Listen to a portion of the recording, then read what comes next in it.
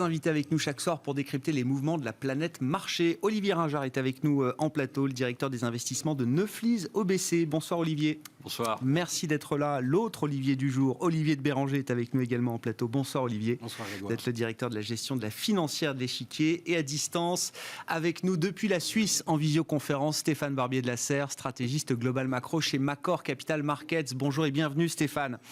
Merci beaucoup d'être avec nous à distance. Je vous laisse commencer Stéphane. Vous avez le désavantage du média à distance avec nous.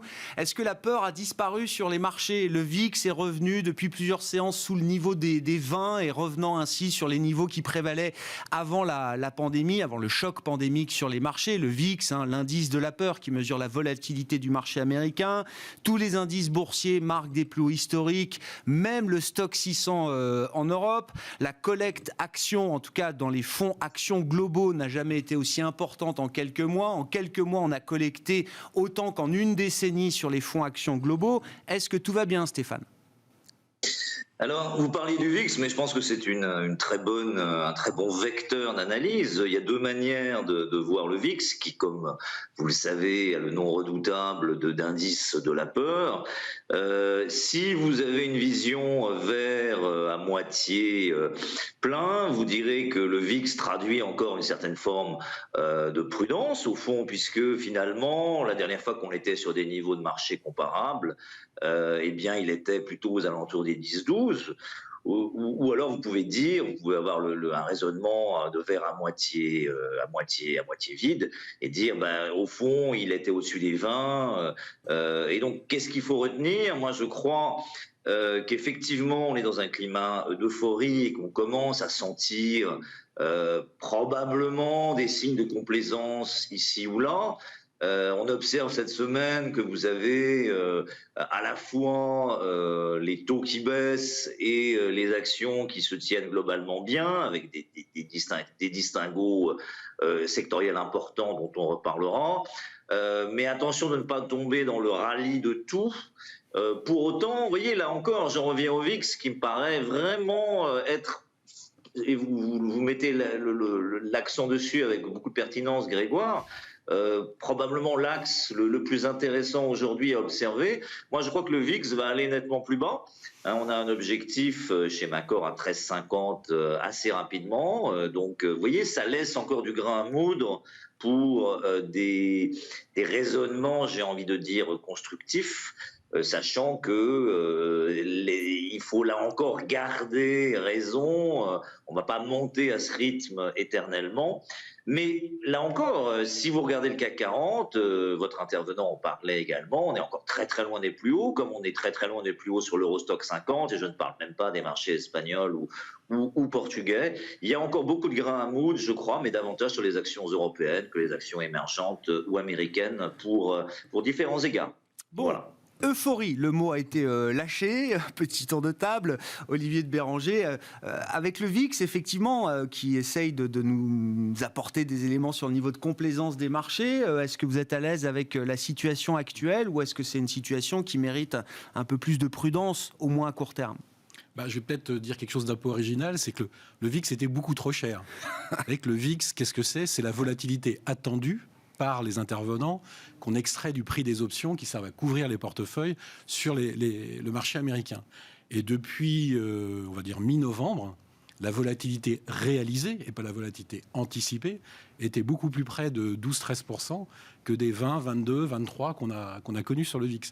Donc en fait, on avait un actif, enfin c'est pas un actif le VIX, on avait un indicateur de peur qui était beaucoup trop élevé et qui est en train de rejoindre la réalité. Donc je suis assez d'accord avec ce qui vient d'être dit, un niveau normal de VIX aujourd'hui est probablement plutôt plus bas que ce qu'on avait jusqu'à présent. Après, ça veut dire qu'il faut anticiper ce qui va se passer dans le mois ou les mois qui viennent. Et là, effectivement, le mot de complaisance a été cité. Je ne peux pas dire qu'on peut parler de complaisance, mais probablement qu'il y a des poches d'exubérance. C'est-à-dire qu'on a vu qu'il y a quand même certains actifs, certaines histoires, certains leviers qui sont quand même... De quoi vous parlez, Olivier, pour être concret ? C'est quoi les signaux d'alarme un peu concrets là, qui peuvent résonner aujourd'hui chez vous ? On a parlé d'Archegos, on a parlé de Greensill, on peut parler de Gupta, on va parler de l'affaire Wirecard. Enfin, on voit qu'il y a une espèce de complaisance à regarder certaines contreparties ou certains actifs qui quand même est un signe d'un marché où l'euphorie est quand même assez proche. Alors, pour l'instant, on n'a pas de risque systémique de mon point de vue. On a eu des alertes localisées, mais enfin, quand même des alertes qui peuvent coûter cher. Ouais. On n'a pas de risque systémique, mais il faut quand même être un peu plus méfiant, à mon avis, que ce qu'on pouvait être en début d'année. Donc, le rallye, il peut continuer, peut-être pas à un rythme aussi important que ce qu'on a vu. Peut-être justement, si le VIX baisse, c'est peut-être pas idiot de garder ses positions, mais d'acheter des protections, puisque quand vous achetez une protection, vous payez le VIX, donc vous payez la vol anticipée et pas la volatilité réalisée. Garder ses positions, mais regardez si on peut pas se hedger, se couvrir un petit peu, je pense que c'est une bonne idée. Et je rappelle que dans les marchés de volatilité, ce qui a mis, si je puis m'exprimer ainsi, un bazar noir, ça a été toute l'activité des particuliers. Ça a été particulièrement vrai au mois de septembre dernier, ça a été très vrai en janvier, février aux États-Unis. Là, ils sont un peu en train de se calmer. Le trading des particuliers aux États-Unis diminue. Ah. Et c'est pour ça aussi que, en gros, ils arrêtent d'acheter des calls, des options d'achat sur tout ce qui passe. Ah. Et donc, la volatilité implicite commence à diminuer. Bon. Donc attention un petit peu, même si on reste optimiste. Bon, sur l'analyse du marché global, qu'est-ce que vous voulez ajouter, Olivier Ringard? Est-ce qu'on est dans l'idée quand même, si on fait le lien avec une stratégie d'investissement, de se laisser porter aujourd'hui? Est-ce que c'est ça le mot d'ordre? Le message est... Bon, je rejoins ce qui a été dit, mais le message est de dire que malgré le caractère exceptionnel de cette crise, ce qui se passe sur les marchés est tout à fait normal. Et on retrouve peu ou prou la situation qu'on a eue par exemple en 2008-2009. En 2008, on a le pic sur la volatilité qui intervient au mois d'octobre et il faut un peu plus d'un an pour que ce fameux VIX se normalise. De la même manière, au cours de ces 12 derniers mois, le pic de la volatilité est en mars, il faut à peu près 12 mois pour que la volatilité, ce fameux VIX, se normalise. Quand on regarde après le comportement des marchés d'actions, on s'aperçoit que la première phase de rebond s'est faite principalement sur ce qui fonctionnait très bien avant la crise. Donc les valeurs tech de la technologie ont massivement surperformé, on va dire du mois d'avril au mois d'août de l'année dernière. Et là aussi, on était encore de nouveau dans un schéma assez traditionnel. Et puis on est rentré dans une deuxième phase à partir de la fin octobre, début novembre, où de nouveaux leaders sont arrivés et on a pu voir, par exemple, les small caps surperformer très nettement les grandes capitalisations boursières, en particulier aux États-Unis. On voit que le marché européen, depuis 6 mois, fait mieux que le Nasdaq. Donc on est en train d'entrer dans une nouvelle phase du cycle de marché. Se pose maintenant la question de savoir si on n'est pas de nouveau en train de rentrer dans une troisième phase. Et il est probable qu'on rentre dans une troisième phase parce que cette grande première phase s'est faite avec une expansion des multiples, ce qui est là aussi un mouvement assez naturel dans le cadre d'une reprise économique et d'une reprise de marché, où on a une très forte expansion des multiples et où les prix vont beaucoup plus vite que la progression des résultats des entreprises. Et on rentre désormais dans une phase où le prix va aller beaucoup moins vite que la progression des résultats des entreprises. Et cette phase de contraction des price earnings ratio est une phase là aussi normale, traditionnelle, que l'on vit traditionnellement dans toute phase de marché après une très forte reprise, va sans doute générer des comportements différents à l'intérieur de ces marchés. Et ça veut dire que la saison de résultats, et Nicolas Pagnès le rappelait, qui recommence la semaine prochaine, va être pour le coup une vraie saison importante, trimestrielle, j'entends. Pas nécessairement. Pas nécessairement. La saison des résultats. Toujours pas. Non, la saison des résultats ne va faire que valider ce que l'on voit. Oui. La saison des résultats ne fera que valider le fait qu'on a une très forte croissance aux États-Unis au premier trimestre, que l'économie européenne finalement n'est pas si mal que ça, avec un secteur manufacturier qui est véritablement en train d'accélérer. Donc les résultats des entreprises ne vont faire que valider ce que l'on a vu au cours de ces 3 à 6 derniers mois. Ce qui va se poser pour le coup d'après, c'est de savoir si la croissance économique continue d'accélérer ou si le pic d'accélération est en train d'être atteint. Va se poser la question de savoir quel régime d'inflation allons-nous avoir. Allons-nous rentrer dans un peu plus d'inflation, en particulier aux États-Unis? Et puis enfin, évidemment, 2 questions qui sont très liées à ces problématiques, que sont quid des taux longs, Et quid du dollar? Justement, Olivier de Béranger, l'obligataire, c'est un peu votre domaine. Alors c'est intéressant parce que la question de l'inflation, on en parle depuis des mois, elle revient aujourd'hui avec un indicateur de prix, les prix à la production, non pas les prix à la consommation aux États-Unis au mois de mars. Jusqu'à présent, sur les prix à la consommation, on n'a pas vu grand-chose. On sait que c'est à venir, mais on n'a pas vu grand-chose dans les marques précédentes. Mais là, l'indice des prix à la production nous dit il se passe quelque chose. On est sur un rythme de progression annuelle qu'on n'a plus vu depuis 10 ans, à plus de 4% pour cet indicateur américain au mois de mars. Toute la question, c'est de savoir si c'est une hausse des prix ou si c'est de l'inflation. C'est-à-dire, est-ce que c'est un mouvement circulaire, hausse des prix, hausse des salaires, qui est en train de s'engager et c'est vrai pour l'instant qu'aux États-Unis. En Europe, on n'en est pas encore là. Donc, est-ce que c'est un mouvement circulaire d'augmentation des prix et des salaires qui s'engage, ou est-ce que ce sont des effets de confinement, déconfinement, stockage, déstockage? C'est encore un petit peu tôt pour le dire, mais c'est vrai quand même que ça a quand même surpris à la hausse. Ouais. C'est-à-dire que quand bien même tout le monde avait en tête qu'il y a un an, les prix du pétrole sur les futurs était négatif, que le prix des matières premières s'était effondré avec l'arrêt net de l'économie, tout le monde a quand même calculé un chiffre qui était quand même inférieur à ce qu'on a publié. Alors, un chiffre ne fait pas une série ni un changement de tendance, mais c'est vrai qu'il y a probablement un point d'alerte, et c'est d'ailleurs ce qui avait été anticipé par les marchés obligataires. Et paradoxalement, on est en meilleure situation aujourd'hui qu'en février, parce qu'en février, c'était les taux réels qui augmentaient. Oui. Aujourd'hui, les taux nominaux, en tout cas si on prend le PPI, ils ont fortement diminué, puisque on a une hausse des prix et des taux à long terme qui n'ont pas bougé.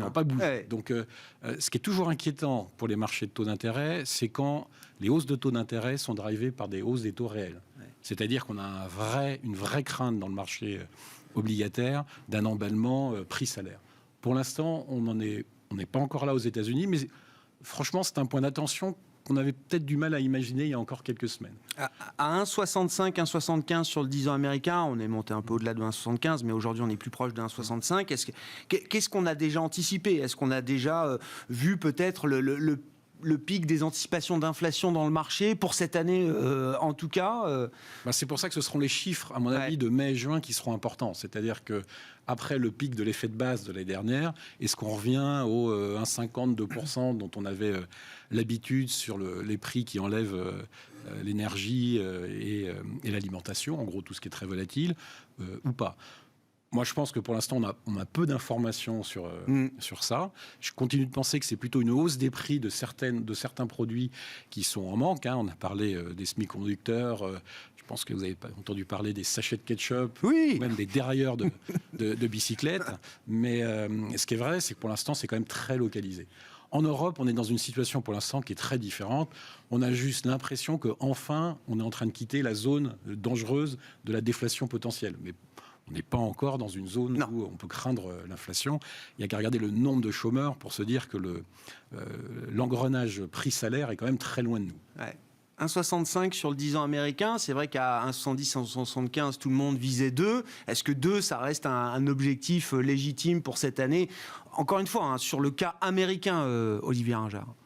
Sur le très court terme, c'est possible, puisqu'il est vraisemblable que l'accélération de la croissance économique américaine se poursuive et que le pic n'ait pas été encore atteint. Ouais. Et que ça se fera au même moment où l'inflation va accélérer et va peut-être surprendre à la hausse, comme Olivier vient de le dire. Donc on peut avoir une poursuite de la pression sur les taux longs américains au cours de ces prochaines semaines. La question qui est sans doute plus importante, c'est quel est le coup d'après? Est-ce qu'on a un taux de 10 ans américain qui continue de se normaliser, qui continue de remonter, parce que la croissance économique américaine continue d'accélérer également, de bien se porter, avec des pressions inflationnistes qui progressivement sont en train de se constituer? Ou au contraire, rebasculons-nous dans le schéma dans lequel on est depuis 10 ans, voire 20 ans, où la croissance en moyenne aux États-Unis est à 2% et l'inflation en moyenne aux États-Unis est à 1,5%. Ce qui n'est pas du tout le sens quand même des efforts déployés par les États-Unis. Depuis qu'on s'est vu, il s'est passé encore deux, trois choses nouvelles. Enfin, je veux dire, c'est hors de question pour l'administration Biden de revenir à l'état qui a précédé au cours de la décennie passée, Olivier. Oui, pour l'instant, tout va dans le sens du premier scénario où tout va dans le sens. Il y a beaucoup de choses. En tout cas, les politiques économiques mises en place font en sorte de faire basculer notre régime économique dans ce premier scénario de plus forte croissance et de plus forte inflation. Pour autant, il y a quand même des forces structurelles qui restent en jeu, qui restent présentes et qui continuent d'avoir leur impact sur le système économique. On peut parler du taux de chômage qui reste assez élevé en moyenne dans le monde, même s'il a très nettement baissé aux États-Unis au cours de ces derniers mois. On peut parler de l'endettement des agents économiques, États, entreprises, ménages, qui sont également normalement une force déflationniste. On peut parler de la mondialisation également, qui reste encore assez présente, même si peut-être que là aussi on est en train de rentrer dans un nouveau régime. Donc il est sans doute encore trop tôt pour se prononcer et pour savoir dans quel régime on va basculer. Pour notre part, pour l'instant, on considère qu'on va rester dans le régime dans lequel on est depuis une dizaine d'années. Mais on a un peu de sympathie pour le scénario où on basculerait dans un nouveau régime, en particulier pour l'économie américaine. Ah bah, oui, avant tout pour l'économie américaine, effectivement. Stéphane Barbier de la Serre, qu'est-ce que cette discussion vous inspire ? Allons-y sur la stratégie américaine, qui est quand même impressionnante depuis un moment. Évidemment, l'idée, c'est d'effacer totalement le narratif de stagnation séculaire qui a alimenté le débat économique aux États-Unis. On sent que l'administration Biden n'est pas du tout à l'aise avec cette idée-là. Ils veulent vraiment passer à autre chose. Ils s'en donnent visiblement les moyens. Je reviens au taux 10 ans américain. Est-ce qu'à 1,65, 1,75, est-ce qu'on a déjà anticipé cette volonté politique ou les efforts déployés par l'administration Biden, ou est-ce que c'est encore un chemin devant nous, Stéphane ? Je crois que c'est une étape, alors je ne dirais pas une étape dans un chemin de croix en cette période pascale, mais il y a quelque chose comme ça. Je crois que quand vous écoutez les responsables américains, aussi bien sur le plan politique, budgétaire, monétaire, vous avez le sentiment qu'il y a une volonté effectivement d'aboutir à un nouveau paradigme. Et il y a quelque chose qu'Olivier a dit qui est très juste, me semble-t-il, c'est que jusqu'à présent, les marchés ont bien anticipé ce qui se passe sur les taux. Ce chiffre de PPI pourrait être un game changer, donc l'évolution des prix à la production aux États-Unis, qui revient sur des rythmes sous-jacents, surtout sous-jacents qui comptent de plus de 3%. C'est pas encore certain que ce soit un game changer, mais je pense qu'on s'oriente vers quelque chose comme ça. Et les marchés, dans une large mesure, l'ont anticipé. Je crois qu'on est que sur une étape, que ça arrangera les autorités politiques, Joe Biden en tête, mais également la Fed, si les anticipations d'inflation continuent de croître. De toute façon, ils ne font rien pour les contrer, bien au contraire. Si vous regardez les anticipations d'inflation via les TIPS, les obligations indexées sur l'inflation aux États-Unis, sur un rythme à 10 ans, on est aux alentours de 2,35 et ça ne rebaisse pas beaucoup. Il me paraîtrait assez logique, mais je n'obtiendrai pas le prix Nobel de finance pour ça, qu'à un moment donné, le taux 10 ans, dans un régime où l'inflation regarde un petit peu plus vers le ciel, tende vers ce taux d'anticipation. Donc je pense qu'on verra assez rapidement le taux 10 ans américain casser ses plus hauts récents. Les plus hauts récents d'ailleurs sont largement techniques. 1,77%, c'est arrêté, c'est pas un hasard, c'est un Fibonacci 50%, donc un niveau de retracement à long terme sur le mouvement de baisse récent. Et quand on cassera 1,77, je pense qu'on ira assez rapidement à 2, 2,25.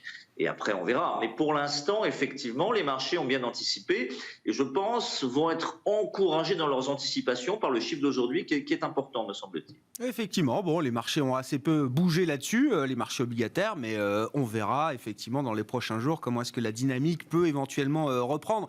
Gardez la parole, Stéphane. Je voulais qu'on dise un mot quand même de la fiscalité parce que ça a été le gros sujet de la semaine. Alors, c'était déjà prévu dans le plan Biden sur les infrastructures qu'une partie soit financée par une remontée de la fiscalité sur les entreprises, entre autres, aux États-Unis. La grande nouveauté, c'est que les États-Unis reviennent à la table des négociations OCDE pour dicter leur manière de voir la mise en place d'un impôt minimum mondial.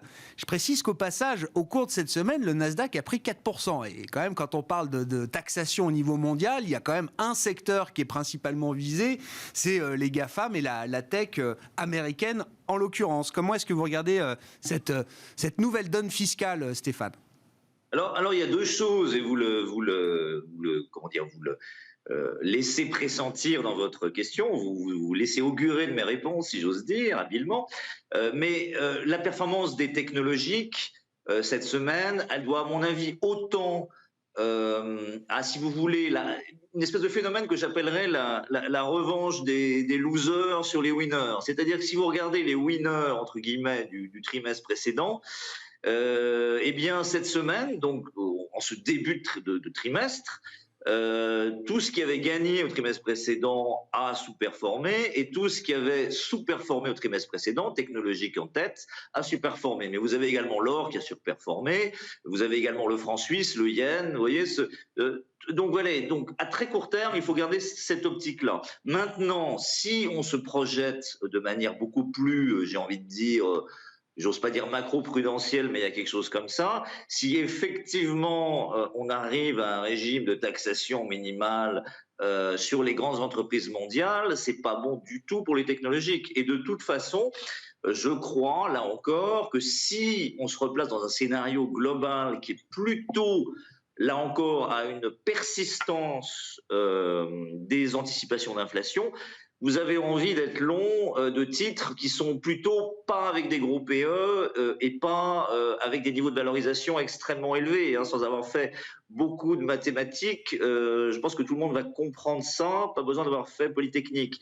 Mais voyez, donc, tout dépend de l'angle. Moi, je trouve cette histoire de taxation minimale est très intéressante. Je doute qu'elle aboutisse très rapidement. C'est un débat très intéressant, mais pour l'instant, j'ai envie de dire, c'est trop tôt pour l'analyser, me semble-t-il.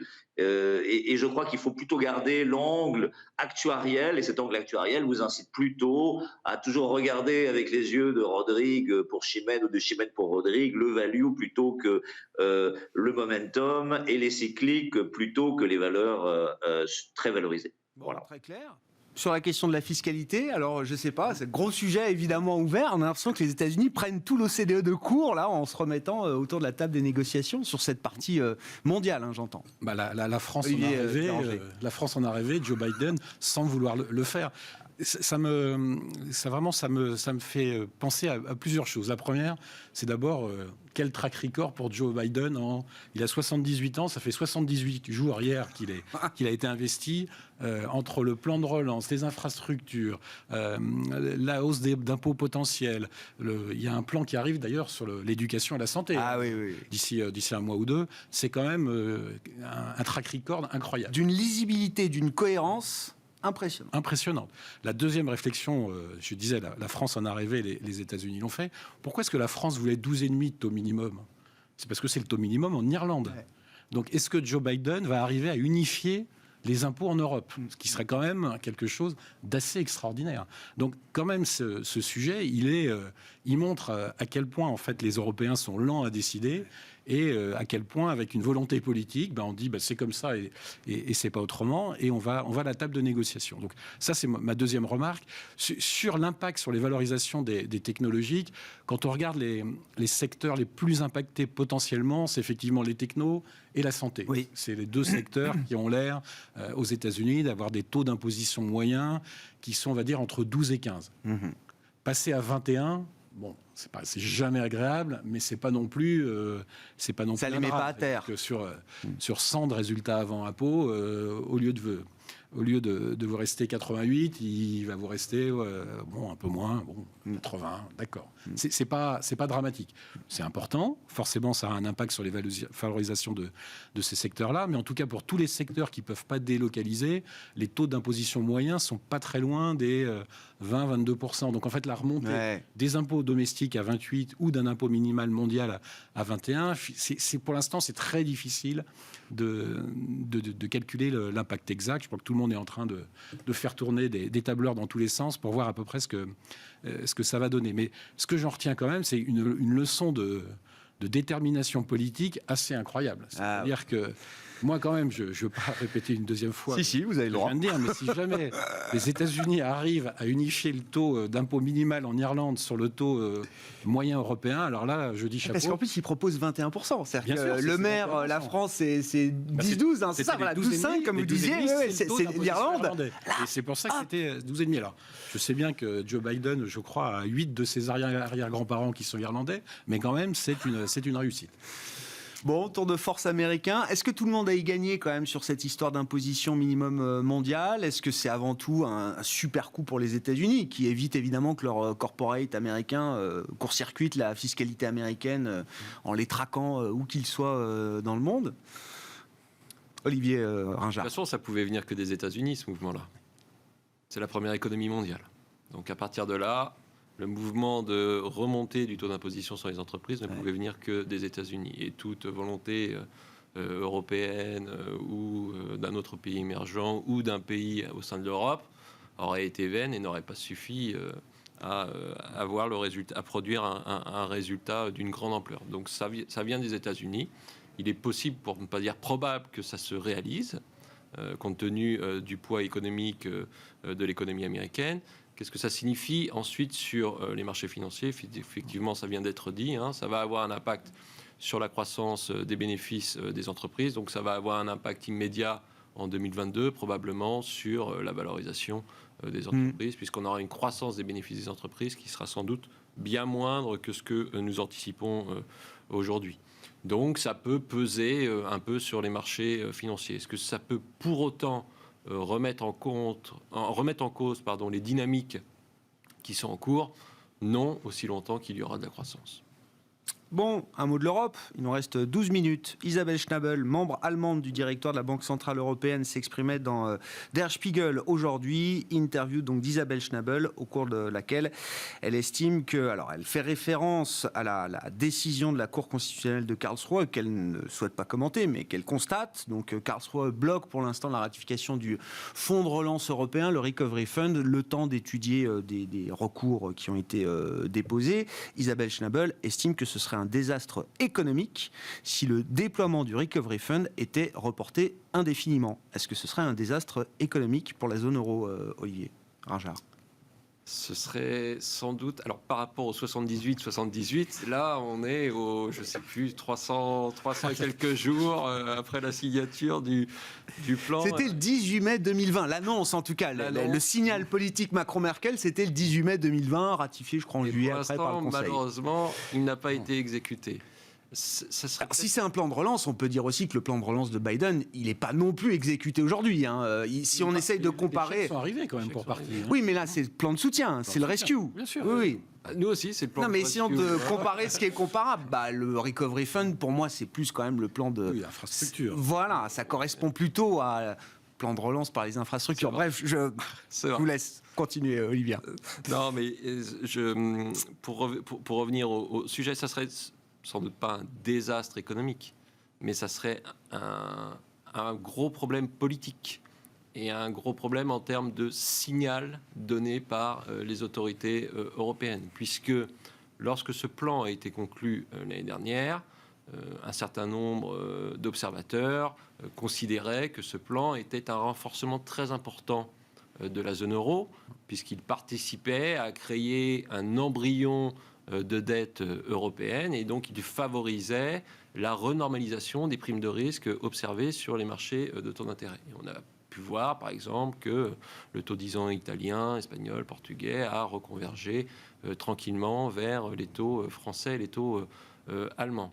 A contrario, si on n'arrive pas à transformer cet essai, ça signifie que l'Europe n'avance pas et qu'on n'a pas de renforcement de cette zone euro. Et donc, on reste dans un cadre plutôt affaibli, toujours non abouti de zone euro. Et donc, on réintroduit normalement de la prime de risque et on réintroduit du risque sur les actifs européens au sens large. Donc, ça serait un très mauvais signal. Olivier de Béranger, je note au passage, alors c'est des calculs à confirmer, et puis on mélange beaucoup de choses quand on fait la comparaison États-Unis-Europe, mais des économistes s'amusent à calculer que le stimulus américain apportera plus de stimulus à la zone euro que le propre Recovery Fund européen. Bien sûr, les États-Unis, c'est un pays de consommateurs qui importent. Donc, si vous exportez les bons biens de consommation qui sont achetés par le consommateur américain, ou si vous produisez, vous êtes dans la chaîne de production d'infrastructures ou de transition énergétique ou de travaux publics qui vont être appelés par les nouveaux plans d'infrastructures américains, vous allez plutôt être bien traité. Et je pense que Olivier a tout à fait raison. C'est le signal politique qui est très mauvais. C'est pas un désastre économique, c'est un désastre politique. C'est un désastre politique et c'est un signal, je pense, que d'incompréhension que même tous les citoyens européens ne comprennent pas. C'est-à-dire pourquoi c'est aussi long, pourquoi quand on décide au mois de mai quelque chose, que c'est validé au mois de juillet, déjà c'est long, enfin c'était même en août, par l'ensemble des pays membres, ça prend un temps quand même, c'est incompréhensible en fait, c'est un peu... c'est pour ça que le signal, il est vraiment mauvais du point de vue politique. Point de vue économique, écoutez, si les États-Unis relancent la croissance mondiale, l'Europe en tant que continent exportateur, avec une balance des paiements... Et c'est donc une bonne nouvelle. On bénéficiera, mais c'est quand même triste d'en arriver là. Ouais.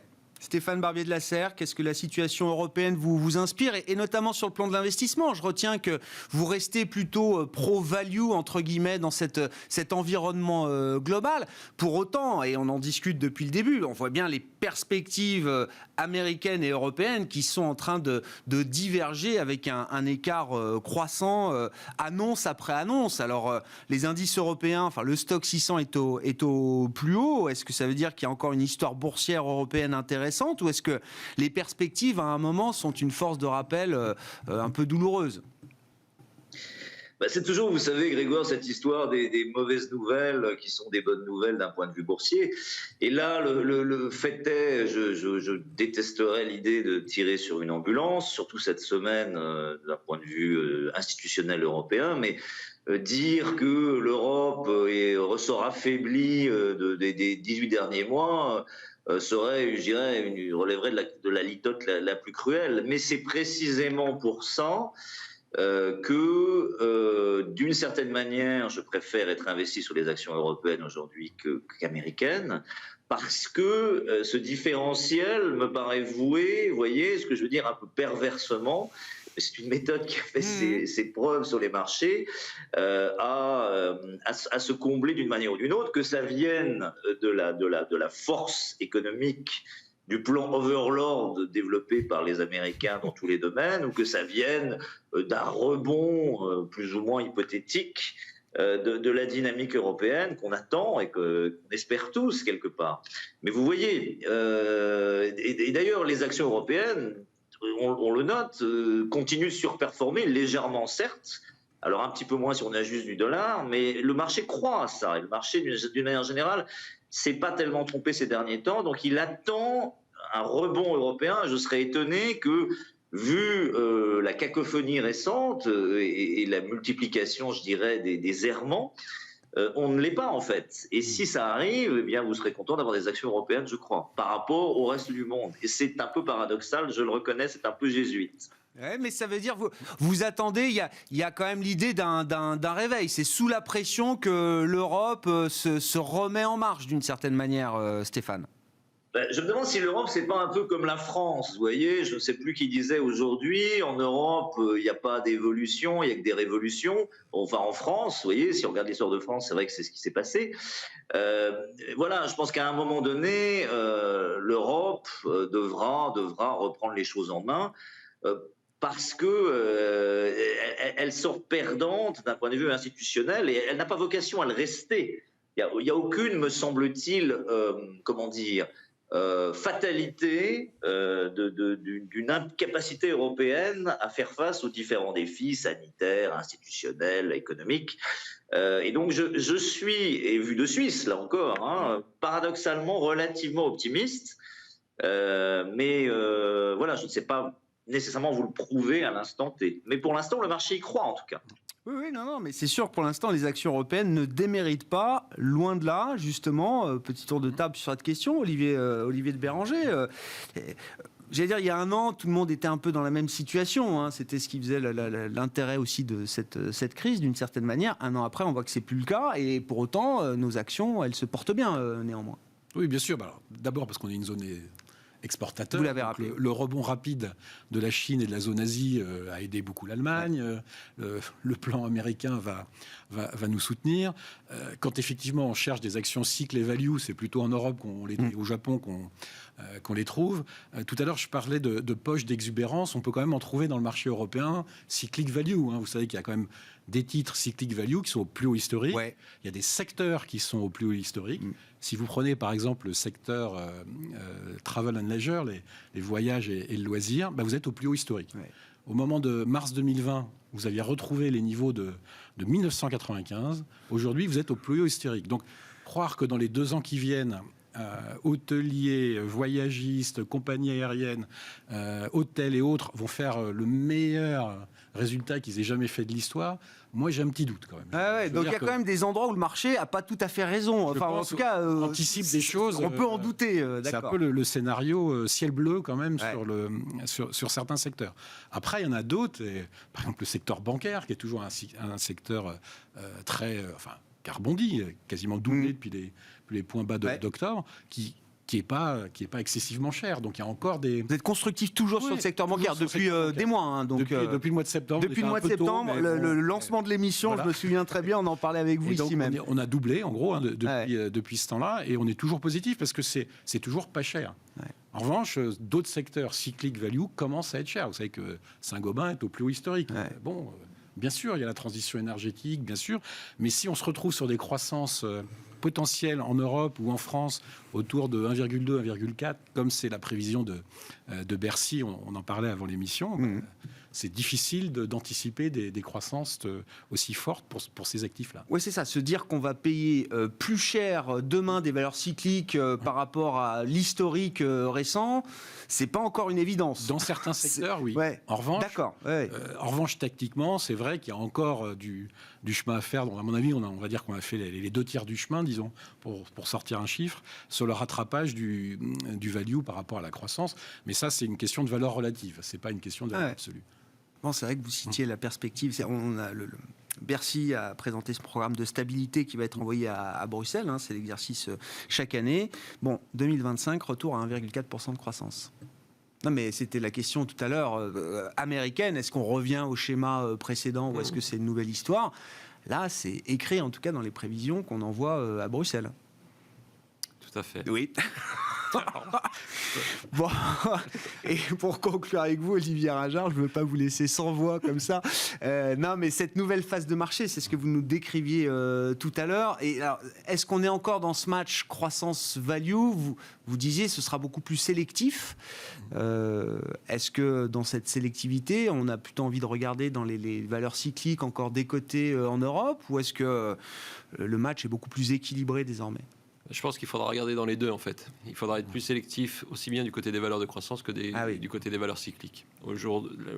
Aujourd'hui, on a toujours un mouvement qui supporte les cycliques aussi longtemps qu'on a cette accélération du momentum économique. Mais cette accélération, elle va sans doute arriver à sa fin d'ici à l'été. Et on va rentrer donc dans cette nouvelle phase de marché où il faudra sans doute être beaucoup plus sélectif sur les valeurs cycliques, mais également sur les valeurs de croissance qui restent tout de même richement valorisées, puisqu'elles n'ont pas souffert d'une énorme rotation sectorielle, au sens où elles n'ont pas beaucoup baissé. Et donc la sélectivité va s'imposer au cours de ces prochains mois et d'ici à la fin de l'année. Et d'ailleurs, si on regarde le marché plus globalement, il est probable qu'on ait déjà fait une bonne partie des gains de cette année 2021. Il y a sans doute encore une progression, toujours une appréciation qui est probable sur les prochains mois, mais l'espérance de gain se réduit au fur et à mesure. Est sans doute inférieure à ce qu'on a eu au cours de ces premiers mois de cette année. Merci beaucoup, messieurs. Merci d'avoir participé à Planète Marché ce soir. Olivier Rajard, directeur des investissements de Neuflize OBC, Olivier de Béranger, directeur général délégué et directeur de la gestion de la financière de l'échiquier, et Stéphane Barbier de la Serre qui nous accompagnait à distance, stratégiste global macro chez Macor Capital Markets à Genève.